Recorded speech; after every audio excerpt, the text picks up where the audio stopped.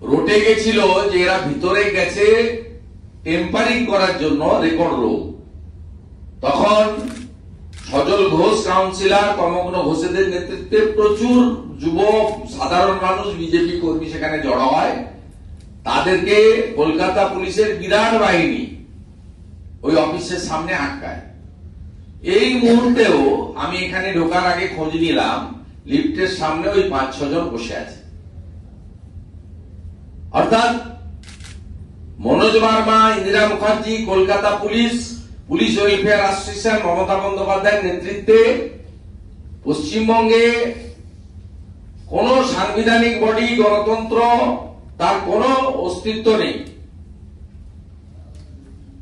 এবং মমতা বন্দ্যোপাধ্যায় কালকে কিভাবে ফোন করে করে এখানকার নির্বাচন আধিকারিকদেরকে নিজে ধমকেছেন তার তথ্য ডকুমেন্ট আমার কাছে আছে।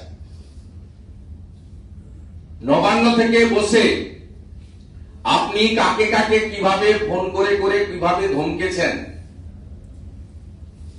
সমস্ত তথ্য আমার কাছে আছে।